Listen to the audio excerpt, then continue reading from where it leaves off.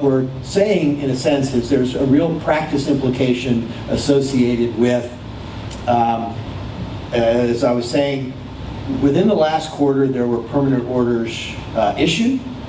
Children are now on that status.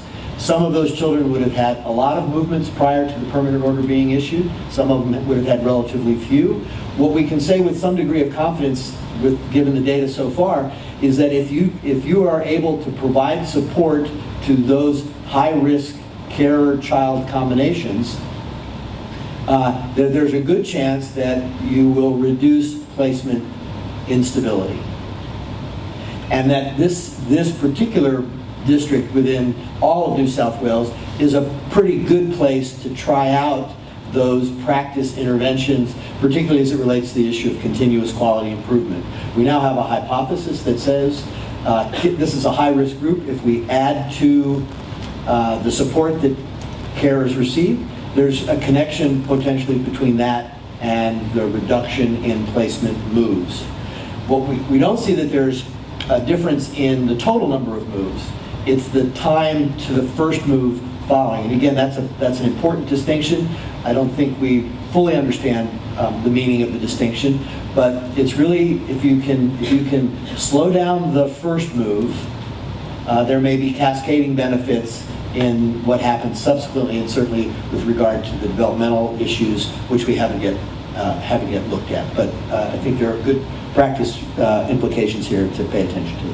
Has that been tested in the US? That kind of practice change?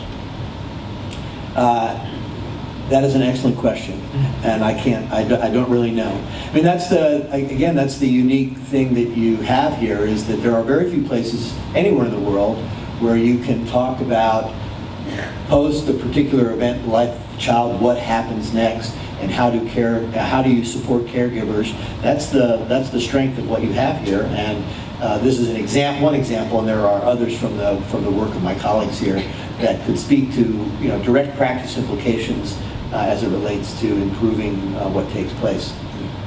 So in light of the fact that we're going through some accreditation process, I'm just interested to hear from each of the guest speakers, if there's one thing that you think that as a system it's a no-brainer, your point, Fred, around more visits and supports and carers, that we should be honing in on now, bearing in mind rural, isolated.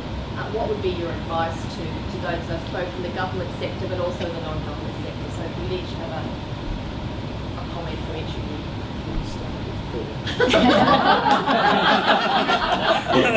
In a way, my work sets up Alan's work in the sense that he's focusing on the services which address some of the problems identified. I think from the data I've analysed, I think the major issue obviously is the support for grandparents in particular, so their financial vulnerability and also the level of social support they have. I think the sense, so their psychological well-being, I think, is very important. That they often suddenly have children at a time of life, and they often want to retire and relieve themselves of the burdens they probably sort of already, as we see from the data, already had 3 kids on average. How we support those grandparents, I think. So the general literature on grandparenting, I think, does inform some of the strategies you might use for that population. So for me, I think grandparents are clearly the most vulnerable population, and so building upon learning from what's happened overseas for that population, I think, will be very useful. That's something I'll talk about tomorrow, I think, after Aqua. Well, I'm talking about relationships and contact. If you look at the problems that they have, I think one of the things that's most upsetting is that one about parents not turning up. And I think one of the reasons they don't turn up is it may be difficult practically, but I think the other is that it's very difficult emotionally. And so I think that it's painful for them to do so. And getting some support around that, I think, would be really important. And the other one was looking at the hostility, the difficulty, and it comes back to the grandparents. And again, I think, is relatives managing the relationships between the parents and themselves and the parents, and that tricky tension that they have in how they do that when they are the parent of the parent, and they are also the parent of the grandchildren. So that's a very difficult issue to manage, I think.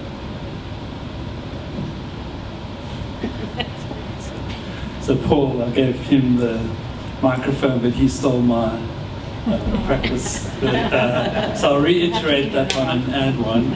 I think particularly informal supports to kinship carers is a no-brainer, and mobilising informal supports for kinship carers is going to be the most cost-effective intervention. The other one is one that we discussed this morning, which is thinking about restoration and what does it actually take to restore a child back to their birth parents, and the kind of work that needs to begin from the very beginning, taking on board Fred's comments on placement stability, etc. So I think restoration is not something you think about 2 years down the track, but actually when the child comes into care and does take a lot of input. So that would be my other one. Save you a lot of money as well if you understand the current dynamics is that you have the classic double whammy. More kids are coming in, and the kids that are coming in are staying longer.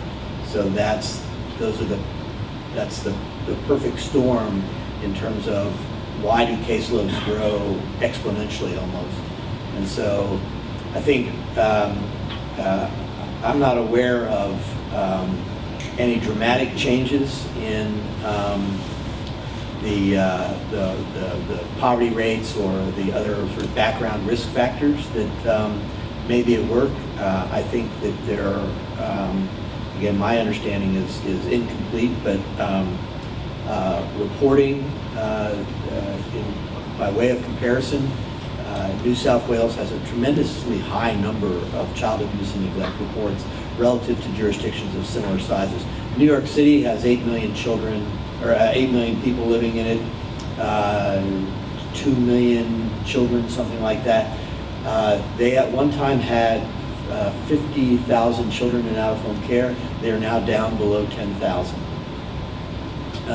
So change is possible, and through all kinds of economic changes, the Great Recession, caseloads continue to go down, and so I think it really is a matter of all of those reports. Workers work, they make decisions, and some of those decisions lead to kids coming into out-of-home care, and figuring out how to bring regularity to those decisions and making sure that you are providing the right kinds of services in the home so that you can safely protect those children by strengthening their families, I think is a good way to deal with the front door problem. As the front door is addressed, the number of kids come down, the workforce can be reallocated to other functions, and you begin the slow process of rebalancing the system. But that's my sense of the dynamics here. Special studies like the one in Pockels, but you have to opportunity, motivation, and capability are the ingredients to the effective use of research evidence. I mean, I want to come back to the restoration issue again, because I think that there are a number of children who probably could go home with the proper supports. And I mean, I don't know whether many people out here know about Newpin. I think that maybe Aboriginal communities might be much more prepared to listen to those who've been through the experience and can provide the support if they get proper mentoring and support themselves. And Newpin, I think, has been a good program in terms of taking people, the people who've experienced it, the mothers who've already been through the experience with the department and have come through and have their own children back, and then are able to provide support. And so it actually models, because it says, I did it, this is how I did it, and this is what you can do. But people can't do this stuff alone, and that's what we know about education. It's all about scaffolding, and it's about what sort of scaffolds we provide to make that happen. But it looks like we're not. Can I just say one thing about what Fred said? is that there are risks about putting data in the public domain because it can be misused, and I've experienced that. For example, this is many years ago and not here at all in the UK. Some research came out which showed that if decisions weren't made about permanency within the first 6 months, the child tended to drift in the care system. And some people interpreted that as we have to make decisions within 6 months or the child goes home the next day. And so many children were inappropriately restored or put into permanency placements even though they weren't ready for it because of a misinterpretation of the research information. So I think you've got to be a little bit careful when research finding comes out as to what that actually means in practice, because it might not mean the right thing for a specific child, for example, or in a particular situation.